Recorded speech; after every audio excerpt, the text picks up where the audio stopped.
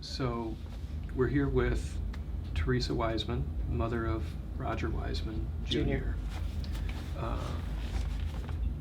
who was murdered January of 2015. And Teresa, you agreed to come in today and talk a little bit because Dustin McDaniel was just sentenced last week, and a lot of the community, because there was no trial and it was a plea bargain, a lot of folks never really heard the resolution of this case and never really saw much after the initial news coverage of what had happened. So maybe before we get to the plea bargain and all of that, maybe from your perspective, the original news coverage talked a lot about how this was a dispute over a dog. Tell us what you know about what happened that night and why it happened, and can you make any sense of it? And were the initial news reports even accurate? I don't think we'll ever really make sense of it, because taking a man's life is not, it should not be the end result. But my son was not shot over a dog. He was shot because he interfered for trying to disarm a man for attempting to kill another man. And that's what it was about. He actually tried to just separate him and the gun because he was attempting to murder Lewis Turner.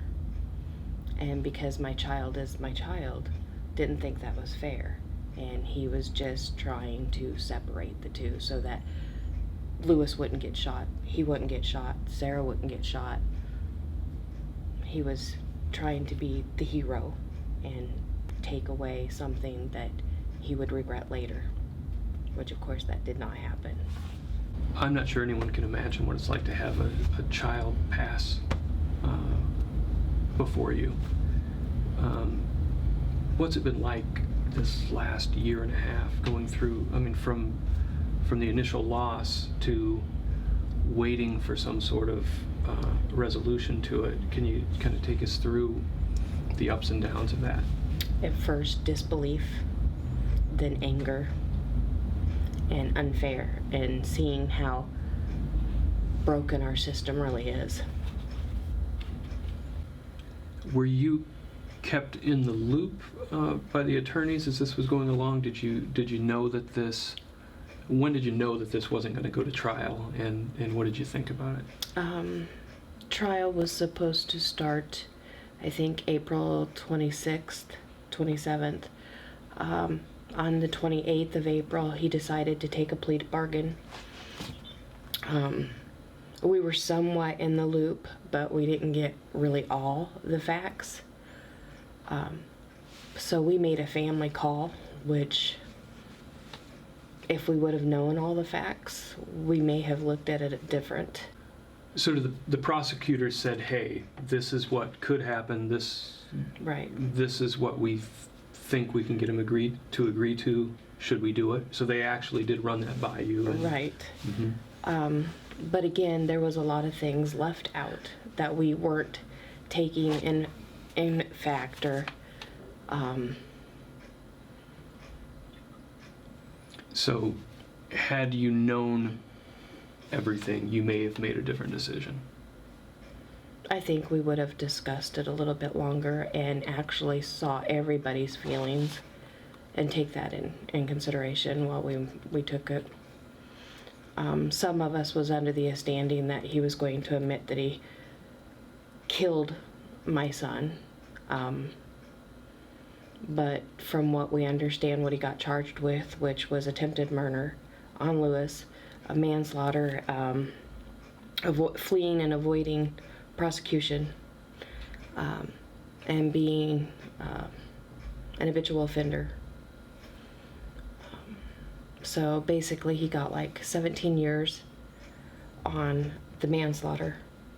He had 3 years for the attempted murder, 3 years for the fleeing for prosecution, and 3 years for being an habitual offender. That's 26 years, plus then they take time served, and you get good time and everything like that. So it looks like And as the system says that when he gets to Oakdale, that gets cut in half. So when you're looking at it, 26 to 11 years is not enough for taking a man's life. It's just not enough. So what was it, aside from understanding that he was going to admit what he had done, was that the biggest misunderstanding or that you had going into this, or the thing that you were misled on, or were there other factors that... As a mother, there was other factors. I just wanted to know the truth. Mm-hmm. I knew the outcome, so it didn't matter to me whether he admitted it or not. I knew he did it. I mean, everybody knew he had the gun in his hand. The bullet went off. It hit my son. I mean, you can't get much clearer than that. So he did it. Whether it was intended or not intended, he did it. And no matter what I say or what he says, the outcome is still the same. My son's not here. So I just basically wanted the truth. Mm-hmm. Why? Why my son? Why were you there? What was the situation? Why are you lying? Why are you making things that it's not? You had an opportunity at sentencing to give a victim statement. Yes, I did. And McDaniel had a chance to speak to the court as well. Mm-hmm. Did you learn anything from what he said that helped fill in some of the blanks for you? Or how clear of a picture do you have now of what happened that night? Well, I have a clearer picture of what happened that night, but I still see that he is not accountable for what he did. He's not showing remorse. He played a good role to try to get sympathy and stuff, but what he said compared to what his face said are two different things. He had the right words to make you feel bad or to make you feel guilty and want to forgive him, but his face said a different story. He was, he doesn't want to be charged for what he did. He still, I think, thinks that he did nothing wrong. What were the right things that he said, and what was it about his face that told you don't believe what he said? Well, he pleaded for forgiveness, for one. He said it was an accident. He didn't go there to shoot Roger. But as a mother of three teenage boys, and fake tears. Real tears. When somebody's really hurt. When somebody's really genuine. And it was fake. It was a fake cry. It was a fake plea. He wanted sympathy, but he didn't get it from me. And when you had a chance to address him, tell us what that was like, and tell us as much about what you said as you feel comfortable saying today, and maybe what reaction you got out of him. Well, I told him that he took something away from me that can never be replaced. I told him I knew the truth, and that my son did not interfere with him getting his dog back. He tried to disarm a man, and he acknowledged me by shaking his head up and down. So he knew I was speaking the truth, or at least I felt he knew that I was speaking the truth. He looked right at me the whole time, not even a blink, and I looked at him on the points that I wanted him to really get, because it was a lengthy victim statement. It was like 3-4 pages. Was that a really hard thing to do? Or did you look forward to the opportunity to face him? I think Actually, it was both. I looked forward to doing it. I felt it was my right to do it. I was the mother. I wanted justice for my child. I wanted him to see how much pain he caused. I wanted him to have nightmares for the 11 years or 26 years that he's there, that he really, really did something stupid. I wanted to show him that he didn't just affect Roger. He affected our whole community, our whole family. He left a child without a father, and you can't take that back. You can't fix that now. So where do you go from here? I know you mentioned that you spent time taking care of Roger's son at some point. How do you address this with your grandchild, and what does he know about his father, and what happened, and how does that look as he gets older? He knows his father was a good man and that loved him very much. And if he had a chance to be in his life, he would. He asks to see his dad's ashes, and I give them to him, and he kisses them, hugs them. And I try to do, when I get visitation, I try to do everything that I know my son would want him to do. So I Google Frisbee golf, and I try to teach my grandson how to play Frisbee golf. I am not kind of a woman that likes to fish, but I will Google that and try to fish too. And we've gotten the little Spidey Man fishing pole and the little fishing hat, and I just want him to enjoy life and have fun and know that he already knows that his dad's an angel and that you can talk to him anytime.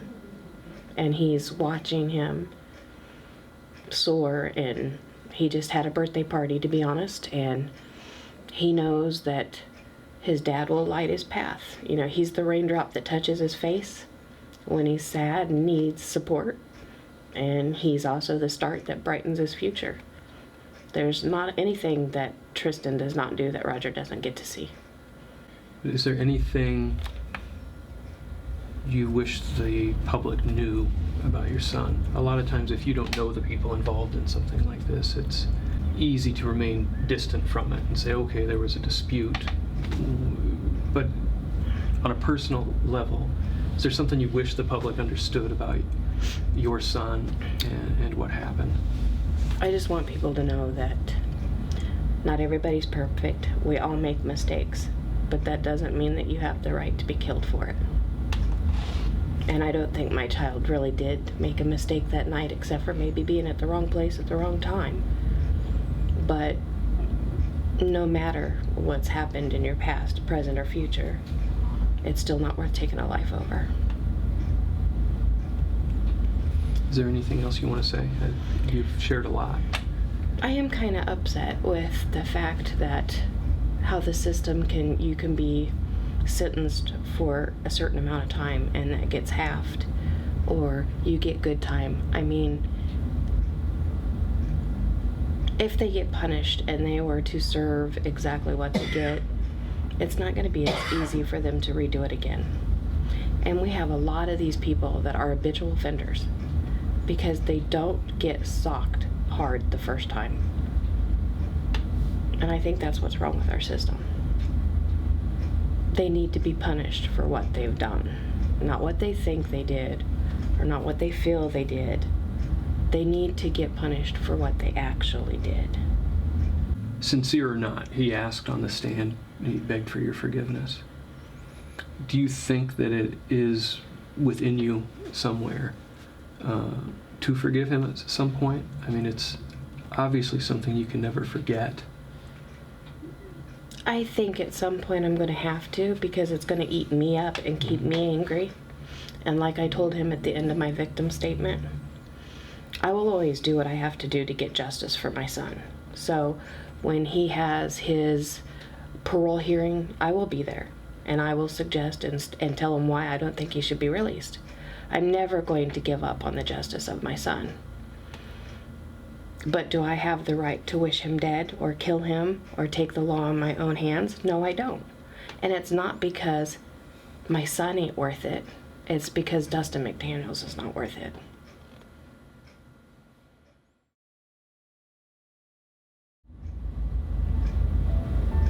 I actually wrote a poem about my son shortly after he died. And what brings to my mind all the time is, you know, while your child's alive, you're supposed to love and protect him.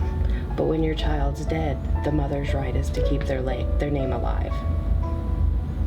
I mean, that's what our goals are. You know, you love and protect them while they're alive, and then you make sure that they're not forever forgotten when they're gone.